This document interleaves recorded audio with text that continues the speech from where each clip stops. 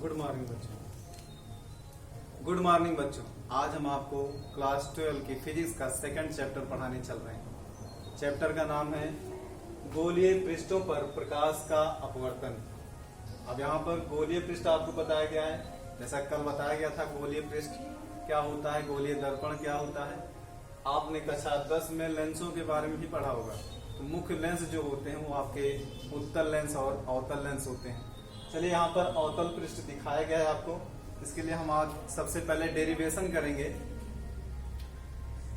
यहाँ एक आपको पृष्ठ दिखाया गया है। ये पृष्ठ है आपका जेड डैश। एक मुख्य अक्ष है आपका, मुख्य अक्ष आपका ओ जो पी से होकर जा रही है, सेंटर सी और पी से होकर के जा रही है। यहाँ पर कोई बिंदु वस्तु रखी गई है, यहाँ पर बिंदु वस्तु रखी गई है।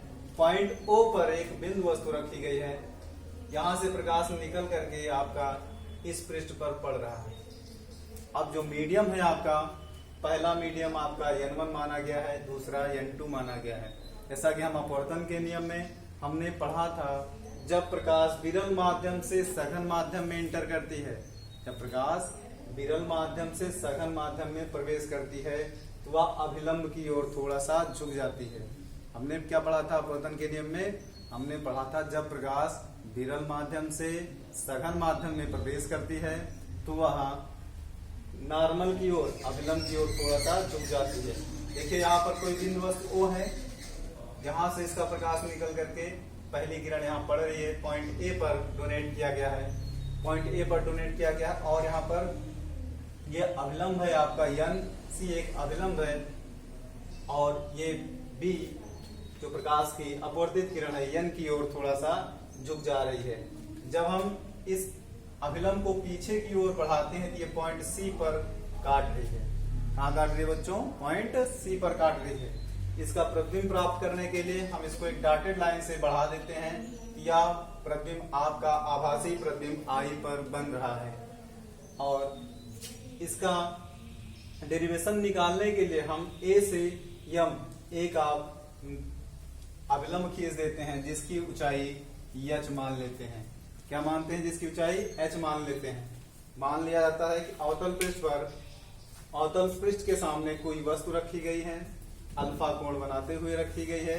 यहाँ से प्रकाश जा रहा है, जाने के बाद अवतल पृष्ठ पर या टकरा रहा है। टकराने के बाद हमने पढ़ा है कि अपवर्तन के नियम में प्रकाश विरल माध्यम से सघन माध्यम में प्रवेश करता है तो अभिलंब की ओर थोड़ा सा झुक जाता है। तो यहाँ पर अभिलंब दिखाया गया है, यहाँ पर अभिलंब बना दिया गया है n, इसको पीछे की ओर बढ़ाया गया C। तो मान लिया जाता है कि ये मुख्य अक्ष जो प्रिंसिपल एक्सिस है ये अभिलंब के साथ गामा कोण बना रही है। और जब हम इस नॉर्मल को पीछे की ओर बढ़ाते हैं तो देखिए यहाँ पर यह अपवर्तित कोण बन रहा है आपका R। अब यहाँ पर ये पॉइंट आपका B जो अभिलंब की ओर झुक जा रही है, इसको पीछे की ओर बढ़ाते हैं तो यह प्रिंसिपल एक्सिस के साथ आपका बीटा कोण बनाती है। कितना कोण बनाती है? बीटा कोण बनाती है। अब दूसरी देखिए, दूसरी वाली जो किरण है, जो वस्तु है, उसकी दूसरी किरण इस प्रिंसिपल एक्सिस से होकर के गुजर रही है, इस सेंटर से और पोल से होकर के आगे की ओर गुजर रही है। अब इसके बारे में पढ़ेंगे। मान लिया जाता है, मान लिया गया है OAC, OA और C ये आपका आपतन कोण I है। कितना है? I है। और अपवर्तन कोण दिखाया गया है आपको, अपवर्तन कोण IAC ये आपका NABR है। तो ये वाला कोण आपका हो जाएगा IAC, ये आपका R हो जाएगा। कितना हो जाएगा? R हो जाएगा। फिर उसके बाद आपने पढ़ा है, जैसे गोलीय दर्पण में, लेंस में आपने पढ़ा है, सेम टू सेम रूल वही लगाना है आपको। वस्तु से इस पृष्ठ के बीच की दूरी, पृष्ठ कैसा है आपका? अवतल पृष्ठ है। तो O से P के बीच की दूरी को हमने U दिखाया। ये आपका दाहिना भाग, ये आपका बायां भाग इस पृष्ठ के बाएं की ओर है, इसे साइन आपका माइनस हो जाएगा। इसी टाइप से इसका जो प्रतिबिंब बन रहा है, आभासी प्रतिबिंब I पर बन रहा है, तो प्रतिबिंब से पृष्ठ के बीच की दूरी -v हो जाएगी। और और आपका जो सेंटर है, सेंटर से पोल के बीच की दूरी वक्रता त्रिज्या कहलाती है। ये भी आपका माइनस आर हो जाएगा। किस लिए माइनस आर हो जाएगा? क्योंकि परावर्तक पृष्ठ के बाईं ओर स्थित है। कहां पर है ये? बाईं ओर स्थित है। इसीलिए u का भी वैल्यू आप माइनस में रखेंगे, v का भी वैल्यू माइनस में रखेंगे और r का भी वैल्यू आप माइनस में रखेंगे। चलिए हम डेरिवेशन करते हैं इसका। पहले मान लेते हैं, नोट्स बनाने के लिए जरूरी है कि आप कुछ उसमें लिखते भी रहें। माना बिंदु A पर आपतन कोण OAC आई है। देखिए कोण OAC ये आई है, ये आपतन कोण है आपका आई। और अपवर्तन कोण ये आपका R है।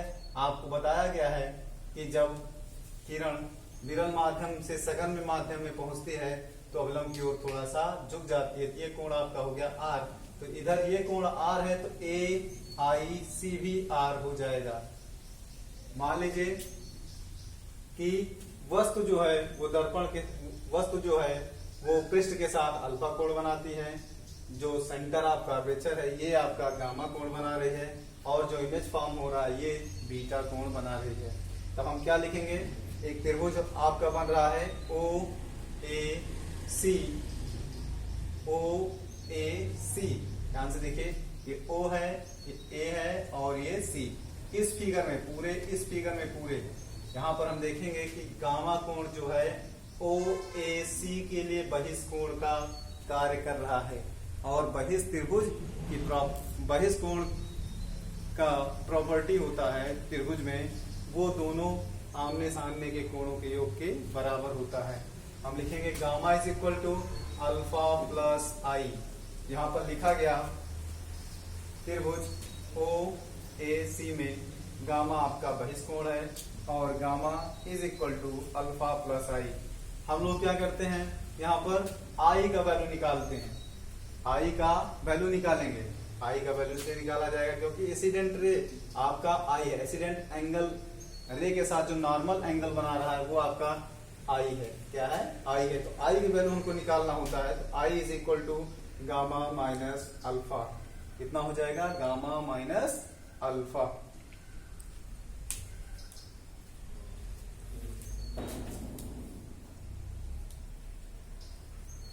देखिए बहिष्कोण क्या होता है? ये त्रिभुज है आपका, ये आपका बहिष्कोण होता है। इस कोण का मान लीजिए x है, ये जो x का वैल्यू होता है इन दोनों कोणों के योग के बराबर होता है। x is equal to y plus z, ये एंगल y प्लस जेड के इक्वल हो जाएगा। इसी टाइप से इस फिगर में हम देखते हैं कि ये एंगल बना रहा है आपका इस टाइप से है। ये आपका बहिष्कोण है, ये गामा है आपका, ये अल्फा है और ये आई है। तो इसका वैल्यू निकालेंगे तो गामा इज इक्वल टू हो जाएगा अल्फा प्लस आई और आई इज इक्वल टू निकालेंगे तो हमारा हो जाएगा गामा माइनस अल्फा। ये तो पहला इक्वेशन हो गया। इसी टाइप से हम जब दूसरे त्रिभुज में लेंगे, दूसरा त्रिभुज कौन सा बन रहा है? आई ए और सी। जब आई ए सी में लेंगे तो हमारा हो जाएगा त्रिभुज आई ए सी में। जब आई ए सी में लेंगे तो क्या हो जाएगा हमारा?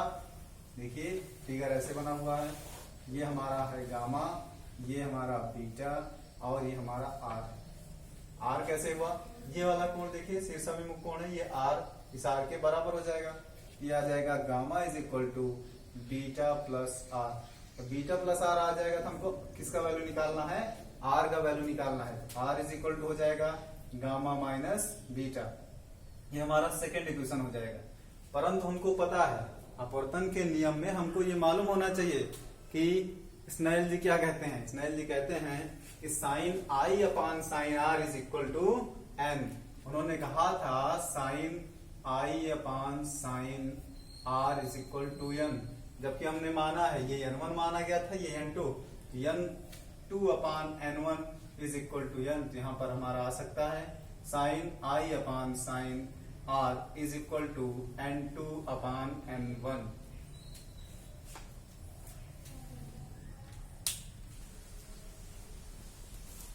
देखिए अभी बताया गया बहिष्कोण आपने निकाला r is equal to gamma minus beta और स्नेल के नियम अनुसार अभी आपने लिखा sine i upon sine r is equal to n। और n इज इक्वल टू आपको बताया गया कि n is equal to n2 upon n1। जहां हमें आवश्यकता होगी n2 का वैल्यू पुट करेंगे n इंटू n1। अब क्या करते हैं आप, अवतल पृष्ठ जो है उसको छोटा कर देते हैं। बड़ा रहेगा तो उसमें हमको लंब खींचना पड़ेगा, और छोटा रहेगा तब भी लंब खींचना पड़ेगा, परंतु स्पेस दोनों का जो होगा वो कम हो जाएगा। तो यहाँ पर नोट्स बनाते समय लिखना पड़ेगा, ये लाइन आपको जरूर लिखना है, नहीं फिर पूछ लेता है कि ये आया कहाँ से है। तो आप क्या लिखेंगे, यदि अवतल गोलीय पृष्ठ का द्वारक छोटा हो तो ए ध्रुव P के निकट हो जाएगा, तब कोण आपका I और R बहुत छोटे हो जाएंगे। तो बहुत छोटे हो जाएंगे तो कोण आपका रेडियन में मापा जाएगा। किसमें मापा जाएगा, रेडियन में मापा जाएगा। ये लाइन इंपॉर्टेंट है। फिर उसके बाद यहां पर जब कोण छोटा हो जाएगा तो साइन I की वैल्यू I के बराबर हो जाएगी और साइन R की वैल्यू R के बराबर हो जाएगी। जब sine I is equal to I put कर देंगे और sine R is equal to R put कर देंगे। यहाँ देखिए ये आपने लिखा स्नेल के नियम अनुसार sine I upon sine R is equal to n2 upon n1। अभी हमने कहा था n is equal to n2 upon n1। जैसे हो सकता रहेगी वैसा ही हम वर्क करेंगे। यहाँ पर साइन ये छोटा हो गया है, रेडियन मापा गया, इसीलिए साइन I के स्थान पर I पुट किया गया, साइन R के स्थान पर R पुट किया गया। फिर उसके बाद क्रॉस मल्टीप्लिकेशन का रूल लगा दिए, n1 I is equal to n2 R। ये क्वेश्चन नंबर आपका 3 है। पहला क्वेश्चन आपका क्या आया था, I is equal to beta minus alpha. दूसरा आया था R is equal to gamma minus beta. तीसरा आ गया n1 I is equal to n2 R। अब इस समीकरण में आप I का भी वैल्यू निकाल चुके हैं और R का भी वैल्यू निकाल चुके हैं। I और R का वैल्यू इसी में पुट कर दीजिए, आपका आंसर आ जाएगा। चलिए सॉल्व करते हैं। यहाँ पर n1 alpha gamma minus alpha is equal to n2 gamma minus beta. ये वैल्यू पुट कर देने के बाद इसको अंदर गुणा करा देंगे, n1 alpha minus n1 alpha minus n1 alpha is equal to n2 gamma minus n2 beta. देखिए गामा आपका एक साथ होना चाहिए, इसको एक साथ ले लिया गया। n2 gamma minus n2 gamma is equal to n1 alpha minus n2 beta. अब क्या करते हैं, माइनस से हम पहले गुणा करा देते हैं, इधर गामा कॉमन ले लेते हैं। जब गामा कॉमन लेंगे तो आ जाएगा n2 minus n1 is equal to n2 beta minus n1 alpha. जब इसका मान आ जाने के बाद जब द्वारक छोटा होता है तो जो हमारा एंगल बनता है वो हमारा टेंजेंट में आ जाता है, क्योंकि एंगल भी छोटा हो जाएगा तो उसको भी रेडियन में मापा जाएगा। जब रेडियन में मापा जाएगा तो फिगर में देखिएगा, फिगर में आप देखेंगे तो alpha is equal to tan alpha हो जाएगा h अपान माइनस यू। माइनस यू क्या है, आपका आधार है, आधार देखिएगा उसमें आपका माइनस यू है। उसके बाद beta, tan beta is equal to h upon minus v हो जाएगा। Gamma is equal to tan gamma is equal to h upon minus r। अब इन्हीं अल्फा बीटा और गामा का मान समीकरण 4 में रख दीजिए। जब समीकरण 4 में रखेंगे तो आ जाएगा n2 beta minus n1 alpha is equal to alpha n2 minus n1। ये सॉल्व करेंगे तो आ जाएगा n2 h upon minus v minus n1 h upon minus u is equal to h upon minus r n2 minus n1। इसमें h से h पूरा देखिए सभी जगह कैंसिल कर दिया गया। कैंसिल करने के बाद ये आ जाएगा n2 upon v minus n1 upon u is equal to n2 minus n1 upon r। अब n2 minus n1 upon r आया है तो यहाँ पर देखिए n2 upon n1 is equal to n आपने माना है और होता भी है निरपेक्ष अपूर्णांक। ये हो गया n2 is equal to n n1।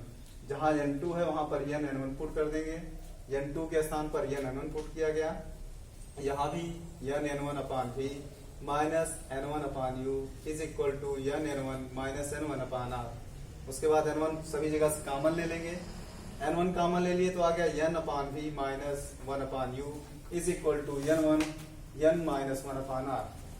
अब n1 से n1 कैंसिल हो गया, आपका आ गया n upon v minus 1 upon u is equal to n minus 1 upon r। इसका मतलब हुआ आपका जो भी v है, v प्रतिबिंब की स्थिति आपके अल्फा बीटा और गामा कोणों पर डिपेंड नहीं करती है। देखिए फिर से एक बार हम फिगर थोड़ा सा समझा दे रहे हैं, उसको रिवीजन कीजिएगा आप लोग।